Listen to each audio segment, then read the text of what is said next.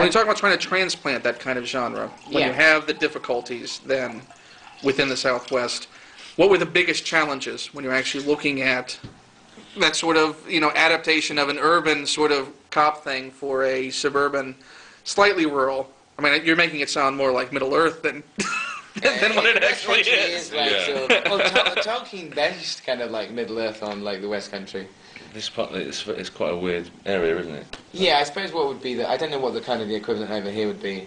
I suppose like a Midwest kind of thing in a sense, in terms of like it's my kind of like home area, but it's definitely one of those things that's like that kind of it's that kind of Portland thing. area. Yeah, like sort of I suppose like the equivalent of like sort of Fargo in that way of like the West Country accent is something that like, and I can say this because I'm from this area, but it's kind of when you have kind of like regional accents which are usually kind of like summed up to sort of depict somebody as being dumb. Yeah. And the West Country accent is kind of like that. Because people talk a bit like that and it makes them sound a bit thick. Yeah. And but we thought that sort of like to do it in that area because me and Simon are both from that area when we grew up there. And again, similar thing of like a kind of love-hate relationship with, kind of where you're from.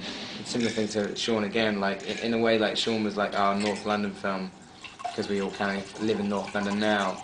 And Hot Fuzz is kind of set where we grew up, in the country. So what are the traumas you're still working through? I think sort of like, we ended up filming in my hometown, and there's definitely a slightly subversive element of bringing my hometown to a standstill. Which we achieved on numerous occasions. They were very good about it. They were cool. On the whole, they were cool about it. So now you're the town's favorite son. They sort of like, it went... There's a lot of inbreeding. I am the town's only son. Yeah. And its father. I am my own father. Took them years to create you. I think Wells, there's Edgar and then like a famous rapist. That's it. Who has the statue? The rapist. The rapist, yeah. Well, a couple more films, maybe. Maybe you could share the statue with the rapist. I'd like to share it. Standing on his shoulder. I'd like to share a podium with the rapist. I do have the panel in. You beat me to it. You beat me to it. See, it just writes itself. Oh my god. So how many actors did you go through before you decided on Nick? Didn't 4 or 5 fat actors die? Yeah. And then it was kind of just me left. Yeah, we were waiting to see whether you're going to go this after Shaun of the Dead, whether you go the kind of the route of having a huge kind of like a like a speedball kind of like induced death. Yeah. And then when Nick on an LA trip, just never hear from him again. They find him in the But no. To be perfectly honest, I mean, obviously, like the film was written for Simon and Nick, and you know what's weird? Like there was something like one review of the film. And it was actually, there was a review of the film in the UK that sort of like, and it wasn't an entirely positive review, but there was one thing that I thought that was really, probably the highest compliment that they could have said of you and Simon, is they said that like sort of Peg and Frost are the new Gene Wilder and Richard Pryor. I thought, nice. That's great. Now who's who? Who's who? I think, well, you've got to be the Pryor, haven't you? How does that work? So when are you doing your Superman 3? Everything just comes back to me dying in a cocaine-fueled crank-induced fireball. Isn't that the new Jason Statham film? Crank. It's like he gets it like a Beijing cocktail of. Have you seen that trailer?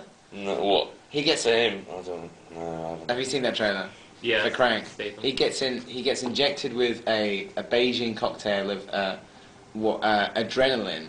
And he's got 24 hours to live, but he has to keep up his adrenaline levels for 24 hours. What an amazing story.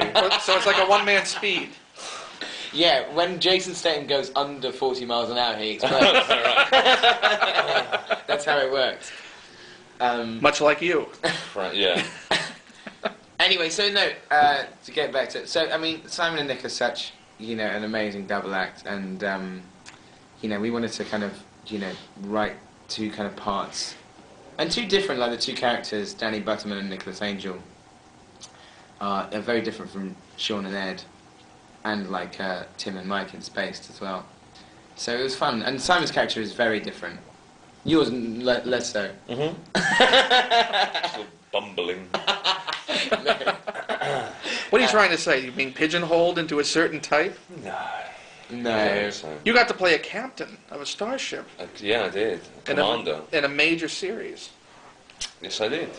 So, No Simon anywhere. so in other words, the only way you can actually embrace whatever you can possibly be within the industry is to back as far away from them as possible. That's what I'm planning on doing after today.